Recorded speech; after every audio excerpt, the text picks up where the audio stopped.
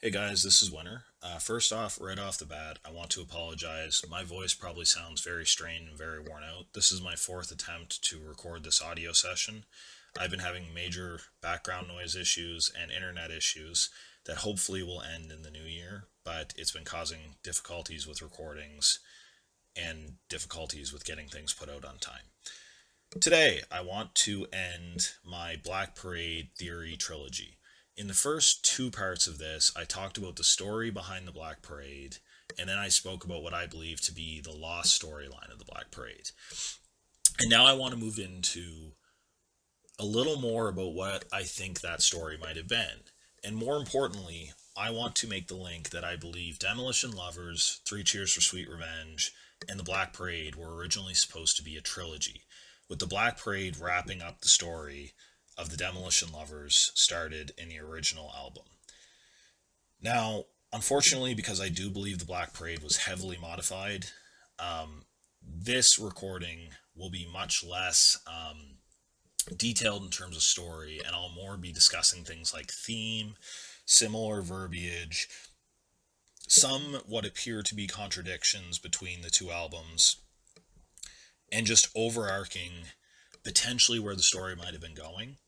But I just want you to know that if it sounds a little less solid, concrete than the other ones, it's because of that lack of certainty about what the story should have been. So let's start with Helena. Um, I initially believed, and I still do believe, that even though this song was meant to be a goodbye to Gerard's grandmother, it was supposed to be the introduction to this album.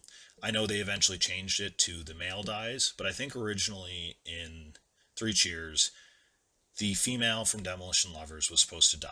And this song was supposed to show that contradiction between I love you, but I also hate you for the things you've done, that kind of runs through Three Cheers and also the Black Parade. I don't feel like the connections here are very strong in terms of evidence, but I just believe that feeling is there. I also believe it kind of hints that I might have been right about the Black Parade originally being the sequel to this and having a different storyline. Because I feel like the question that's asked in This Is How I Disappear in the current version of the Black Parade is asked by the patient's wife versus what the original intention was that the patient was speaking, or sorry, the patient was speaking to either his girlfriend or someone he has murdered. In other words, what I'm saying is the question about if you get there, do good girls go to heaven? That always caused me to think that song was mostly sung by the patient's wife, not him, until it flips over at the end where he starts screaming at her about being a ghost and being lost to her forever, which is interesting because in the first half of the song, which I believe is the girlfriend, she sings she'll live her life without him forever, but in the last chorus it cuts out living life forever, which I think hints it's now the patient from beyond the grave saying I will exist forever without you, not I will live forever without you. So I think those themes are just set up here. I don't have a whole lot more to say about this song. However, starting with Give 'em Hell Kid, I believe that the parallels are much more clear. I think this song really parallels The Sharpest Lives off the Black Parade. It talks about pain, drug use, potentially murder. This is how we do life on the murder scene versus drop the dagger and lather the blood on your hands, Romeo. And most importantly, it discusses how his pain would end if his significant other, or in my belief, in the original storyline of the Black Parade, the woman he's obsessed with willingly comes to him. In this song, he says that um, if you would if you would come back to me, um, I would never have a fear. Versus in The Sharpest Lives, where he says, give me a shot to remember and you could take all the pain away from me. They're very, very parallel statements, and it sounds almost like it's coming from the same person because there's a level of hate and anger there, but at the same time, it's basically begging the person to come to them. So I think this sets up that the Black Parade might have originally been about a killer who's obsessed with someone, which is much closer to what Three Cheers is about than the current version of the Black Parade. And of course, you have probably the most clear statement that draws the line is the fact that he uses the word sharpest in this song. And that is not a common word. And yet, in a song where you can clearly draw parallels, he says these are the sharpest things you would say in comparison to the sharpest lives. And at the end of the song, I believe that it's pretty obvious that the main character is confronting his girlfriend about cheating on him, and she's in denial about it. And I think if this was tied into the Black Parade, in either version, it comes down to the female didn't admit to him until after he died that she had been cheating. In the current version, where she basically admits to him at his bedside as he's dying, or right after he's died, that she cheated on him, versus in the potentially original version, she's just married to another man and she was never interested in him, but he's got this stuff in his head where he thinks that she is cheating on him and he's gone insane. So I think those ties are there. To the End discusses broken vows. Now, again, because I believe there's two versions of the Black Parade, I believe it's difficult to tell how this is supposed to go. But again, it discusses things like if you bury me, or if you marry me, would you bury me? Would you carry me to the end? It also discusses death in some ways, and that aligns with things like sleep. It aligns with things like the end, and also things like statements around say goodbye, which aligns with cancer. It aligns with the end. Just all of these themes that eventually run into the Black Parade album. You also get the line, to the last parade, to the choices that you made. And we all know Gerard actually believes the Black Parade is coming to him when he dies, because he believes death comes to us in a way that will make us comfortable. But I also think it draws a connection to the Black Parade. This story will go on until the last parade comes for him, which I think draws parallels to the Black Parade being that last parade coming for him. You know what they do to guys like us in prison. Now, the first line I picked up on, and this might have been to me the first hint that these albums were originally connected, is the statement about the diamonds that you ate aligning with another dollar is just another blow from I Don't Love You. And also, these songs' placement on the album is very similar. There's also the connection where this guy appears to be in a gunfight. He appears to be on the verge of getting caught, and he's basically saying he's not going to let himself get caught. And that aligns in a few ways with the Black Parade, not the least of which being, I believe the original plot of the album had Kill All Your Friends as a central piece. And at the end of Kill All Your Friends, he's basically telling the police, you're not going to catch me. Which is interesting because in this song, he says, I won't go down by myself, but I'll go down with my friends. And I think that is the most direct link between these two albums. This character is clearly stating he will either take out his own friends, or they're going to stand beside him until death so he doesn't die alone. And that really lines up with Kill All Your Friends and what I believe the original plotline of the Black Parade was. He also makes statements around flames and fire. I'm going to set this mother bleep on fire. Again, that appears to draw connections to how he connects flames with hell, a lot of us do, in the Black Parade. He also makes comments around on your mother's lies, say a prayer. Again, I think this song is very connected to the Black Parade, almost to the point where it could have been a song on the Black Parade. Because in the Black Parade, he shows a lot of disdain for his own mother because of her religion, her faith, what he sees as lies to her, or to him, from her. And it also shows his resentment towards the church, which appears to stem from his mother. She told him he would go to hell, and he's basically saying, my mother's lies started this. So that's another connection. I also think that the line, to your room, what they'll ask of you, lines up with Blood.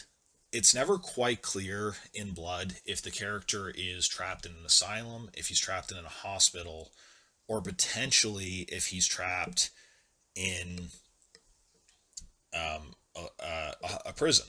So I think this song kind of draws that parallel of in Blood, he says, I gave you so much blood, but it was never enough. And in this song, he comments on what they're asking of you, which both kind of aligns with being a soldier. And to your Rome again could just be simply a parallel of being sent to your Roman prison. It could be being sent to your Rome in an insane asylum. Now, I'm Not Okay. I think this song, again, pretty clearly lines up with something that's portrayed on the Black Parade. In fact, it could almost be seen as a prelude. As I said in the Black Parade, I believe Teenagers in either version of the story was about the character as a teenager considering committing a mass murder. And I said I had theories that it was because a woman rejected him and because he was bullied, and that he was obsessed with her, and yet the female appears to know him in some way. And I'm Not Okay. What you get is a character talking to a female who appears to have either led him on or just seen him as a friend. And again, I believe this guy's supposed to be twisted. So don't take this as my opinion about these things. But he basically feels like she's leading him on. And at the same time, he's being bullied by other groups of kids. And I think that leads into teenagers and the events that are seen in teenagers. So I think that actually could have been a very direct storyline addition. It's as simple as that. The Ghost of You. Now, this song appears to be a mirror to This Is How I Disappear and a few other themes on the Black Parade, where the character's talking about being all alone forever. And that is very much something that happens on This Is How I Disappear. It's the exact same theme. But it also has an interesting statement throughout the chorus where he says he's never coming home, and then says something about could I, should I. And I've always taken this as potentially a suicide hint. Could I really kill myself? Should I really kill myself? And I think the answer to this question, or potentially the mirror to this question, happens on Famous Last Words, where the character says, you can't stop me from going home. And also, I'm not afraid to keep living. It's almost the answer to the question of could I actually kill myself, or potentially could I actually keep living? And I don't think it's the same character speaking. I think the Ghost of You is supposed to be the male who is unable to move on, unable to carry on after whatever happened to the girlfriend, whereas Famous Last Words is supposed to be the female speaking to her ex from beyond the grave and beginning to forgive him. And again, the parallels are there. In The Ghost of You, he says, for the things you never ever told me, for all the scars that are ever going to haunt me, for all the smiles that are ever going to haunt me, for all the scars that are ever going to define me. And then he says, for all the ghosts that are never going to catch me if I fall down. Versus in Famous Last Words, where I truly believe the point is that the girlfriend is starting to fall into that same pit of despair and self-hate that he fell into, and then he comes to her at his grave while she's laying on it, and basically says, I forgive you, you need to forgive yourself. The ghost comes back and catches her from her fall and saves her. I think it's a contradiction to this song, and I think it's a good contradiction. Now, The Jet Set Life is Going to Kill You. This song is absolutely about drug and addiction themes, and we all know this comes from Gerard's true life, and he laced these themes in because he wanted to not only vent, but it appears to try to help other people understand that he was going through it as well.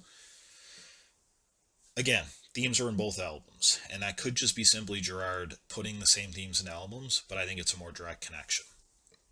There's also the comments around gazing into her killing jar, and I do think that ties into the theme of Mother War from the Black Parade, and almost, at least in this character's storyline, the things that he's seen and the things that have happened have driven him to drug addiction. And I think that theme runs in both albums. It's not because he genuinely enjoys drugs, it's because they're an escape for him. And then there is, again, this tie-in that I think almost proves my point about Famous Last Words, where he says, for my last night, could I lie next to you? In this case, I believe it's literal. He's either about to die, or he's about to commit suicide, or something along those lines. And in Famous Last Words, I believe the girlfriend lays next to him on the grave, and he says the lines, the character says the patient says the lines, I see you lying next to me with words I thought I could never say, which are basically him saying, I still love you. Um, and in this case, he is still asking this person who's caused him all this pain, in my last night, could I lie next to you? And I think in famous last words, the reason that it's his last night on earth is because he's a spirit and he's finally being accepted into heaven. Now, there's also the themes about the weak and the blind being given sight, which comes up in the Black Parade. It talks about the weak and how they're uplifted by other people, other things. And I think that's pretty blatant parallel to Welcome to the Black Parade. Also, there's these weird comments about how through all the blood he would like to learn her name, and sugar slip into the tragedy. Could this song have originally been intended to be that beginning of this character's obsession with another woman? And by that, I mean his ex has died, and potentially this character is seeing someone that reminds him of her, and he's beginning to become obsessed with her. The lines around tragedy, again, they line up with the end where he says, welcome to this tragic affair. Blood, of course, the character in the Black Parade consistently references blood and flames, representing hell, representing war. So I think the song, even though it's very themey, I still think it ties into the theory that the Black Parade might have initially been a sequel to this album that was supposed to show the contradictions and the agreeances between two different characters on the same story.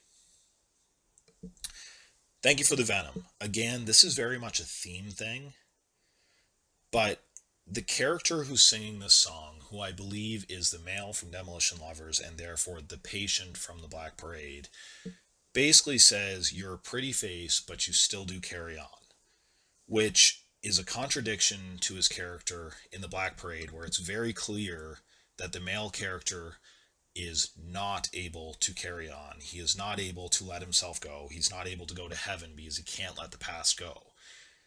And I think because of that, and thank you for the Venom, if this story had been the way it was supposed to be, it's supposed to show the female character has that strength to let go and get on with her life while he doesn't. There's also this consistent mockery of doctors. In this case, he basically says, I'm screwed up the way I am because of doctors. And you see that theme in Dead. You see kind of that hate towards the doctors and their inability to help him. And apparently, in his opinion, they're actually making things worse for him. You also see the themes around faith and him basically saying, why should I have faith? If you want me to be religious, if you want me to accept God, you're going to have to actually show me why.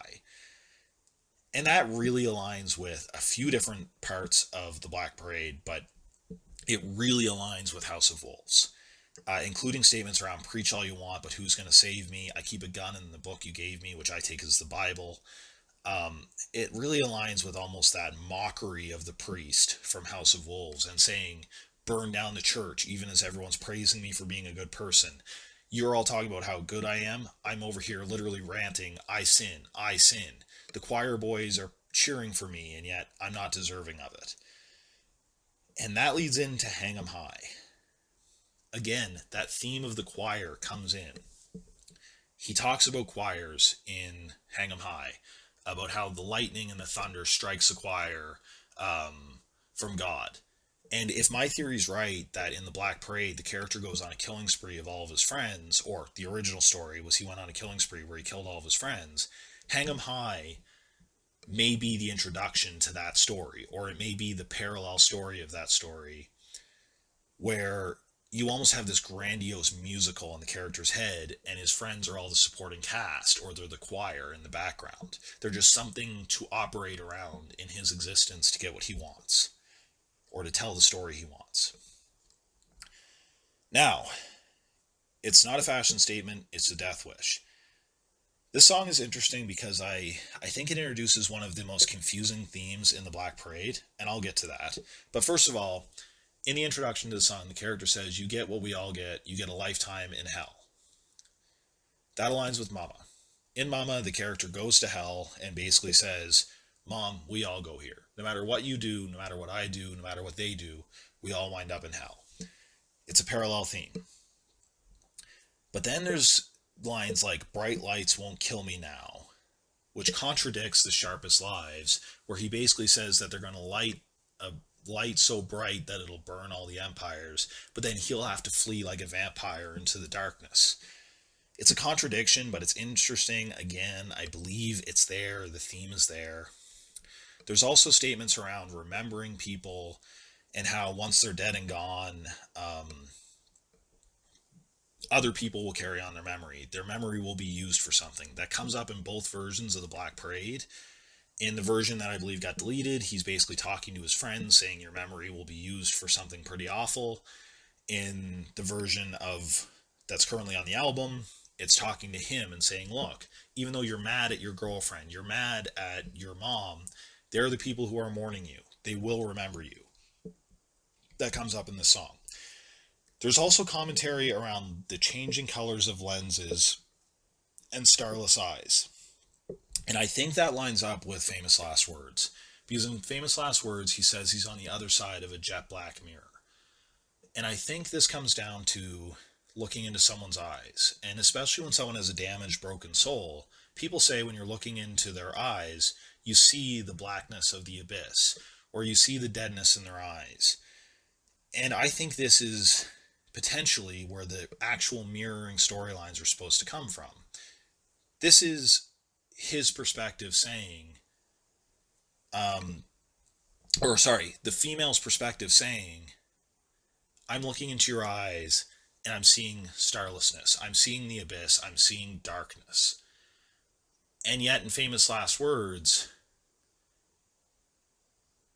it's told from his perspective. I said that I think the verses in Famous Last Words were sung by him, whereas the chorus is sung by her. He's saying to her, can't you see I'm so weak?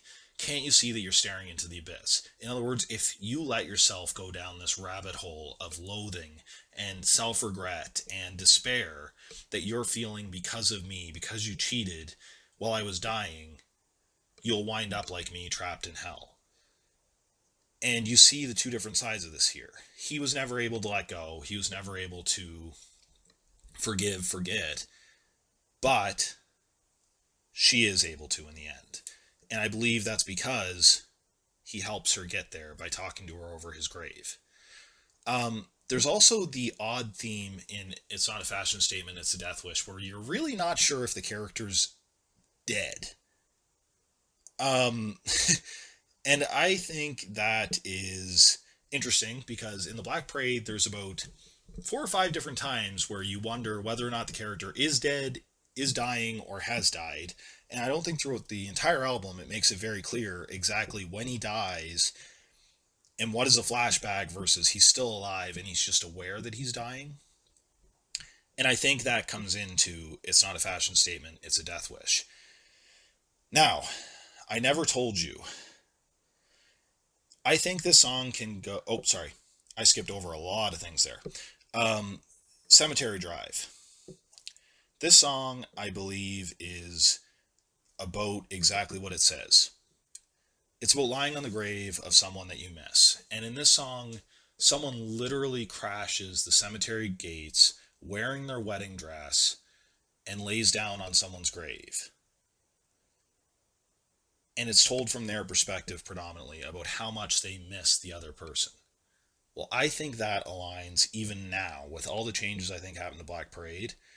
I think this is the female's perspective of the end of the Black Parade. She crashes into the cemetery. She goes to him to mourn. She's in complete despair. And she basically winds up speaking to him while he's dead. She asks the same questions that are asked in Dead. She asks if he gets what he deserved. She asks if death was what he needed. And those themes are touched on in the song Dead. In I Never Told You What I Do for a Living, I think there might be some literal themes, and I think there might be some not literal themes. If you take this song as being partially from the female's perspective, I believe it's talking about her cheating. I never told you that I cheated. I can't clean the blood off my bed, or the sheets on my bed being metaphorical. She can't get rid of what she's done. And it's basically ruined both their lives. It's killed them both. It's ruined their lives. If you take it more literally, I believe this song is about, again, the killing spree. And it leaves that vagueness where the person who is on the killing spree, who I believe is the male, says they gave him 2 shots to the back of the head. And in this case, it would be very literal. Um, but it's hard to tell because we all know there's the hidden track, Bury Me in Black, where it's really implied the guy's still alive. So it keeps that vagueness that's there in the Black Parade. Did this character die? Did he not? Also, if you take it as being metaphorical, and it's the female character talking about her actions leading to the deaths of people or leading to the ruined lives for other people, she says, "I tried, but I lied," and that really ties in with what I believe is part of the Black Parade, where she tried to be loyal to this soldier who was hurting, who was on PTSD, who was on drugs, drinking.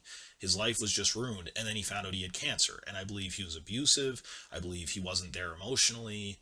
And if you tie it into this album, she's saying, I tried. I really tried to be loyal to you. But I lied. I wasn't. So this out again, these things are all very kind of up in the air themes, but I think the parallels are there to say, man, at one point these might have been parallel albums where you're hearing from the female's perspective in Three Cheers versus the male's perspective of the same story in the Black Parade. And again, it's hard to tell, but I think those parallels are there. And again, I think My Chemical Romance sort of dropped the ball on this, if this was their intention, with one of the most important songs being a hidden or lost track, and that is Bury Me in Black, which in the case of the Black Parade was Blood and was Kill All Your Friends.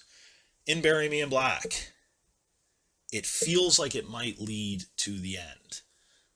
The song The End. It feels like it's that prelude. And the reason why is I originally think Blood was one of the first songs on the Black Parade. Or one of the last songs, again, depending on how the story was supposed to go. But I think what happens is this character goes on his killing spree, gets caught by the police, either in one of these songs, he basically gets caught by the police, he winds up in jail, and in Blood, he plans his breakout. And, in other words, grab your glass because there's going to be a flood of blood. Yes, it's talking, in my opinion, about the war. It's talking about all the sacrifices he made for his girlfriend, or the woman he's obsessed with, depending on the storyline. But he's about to break out. Grab a glass. There's going to be a flood of blood as I get out of here.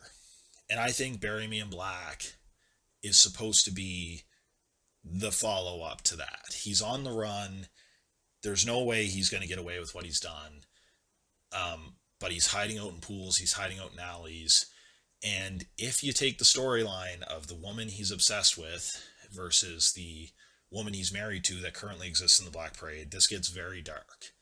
Because one of the themes in the Black Parade is he hates the woman, but he wants to save her. And that theme is also here. He basically says, I want to save your heart, but I want to see your insides. And in the Black Parade, that does mirror the current story where he comes back and he saves her soul in famous last words from all the despair, from all the self-loathing. But in potentially the original version of the Black Parade, after his killing spree, after he's been arrested, he breaks back out. And this is his last mental struggle, almost like the end to a horror movie where it shifts to the bad guy's perspective, where he's basically saying, I want to be your savior, but I also want to kill you.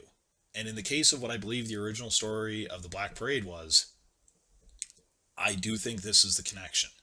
This is the end of this album because it's showing him coming for her. And that's where I wonder what these storylines were supposed to originally be. Because I do think this album is, again, there are shifts, but I think it's predominantly from the female character's side of the story, whereas the Black Parade was originally supposed to be the male side of this same story. And I know that doesn't currently align with the final story of either album, but I think it's there. I think his original wife passed away, potentially before the war, potentially after. He might have originally married this woman because she reminded him of a woman in high school that he was in love with but rejected him. And when he comes back from the war, he becomes insanely obsessive with the woman who reminded him of his wife. In other words, the wife originally reminded him of this woman. It's almost like a back and forth. And then he does this killing all your friends thing where he kills off all of his friends, goes absolutely insane, potentially kills his own mother in revenge for all the things she said to him about him going to hell, for her, in his opinion, ruining his life, trying to put him on drugs to calm him, force him into therapy. And then he gets caught by the police because he killed his own mother, therefore he's caught. They managed to make the link that it's him. Then he breaks out of the asylum or the prison, whichever one he gets sent to, and he comes back to go after this woman who reminds him of the original female he was married to in Demolition Lovers. It's dark, and I think that might be why this was changed. I don't know that that's the exact story, but I think it's close to what was originally intended. I think it was supposed to help teach people about letting things go, about forgiving people, about not ruining your own life, seeking revenge. However, I don't know if that point got across as well as maybe they wanted to, and therefore the Black Parade was rewritten with a more sympathetic protagonist. Guys, again, I know this is all very theoretical. I maybe didn't get to my point as well as I could have, but I want to know what you think. Does anyone think that these parallels are there? Does anyone think it hints at an overall story about a couple that is absolutely awful to each other and a man who has severe mental issues that were never properly handled, leading into his devastating downfall when he goes to war and his wife potentially dies while he's away at war, and then he comes back to stalk a woman, the original woman he was obsessed with in high school, leading into him killing off their friends to see her at funerals, leading into his eventual murder of his mother, leading into his arrest and his breakout from the asylum to come back for her. Does that sound like a story that would make sense based on these albums? Let me know. I'm interested. You guys have a great day. Bye now.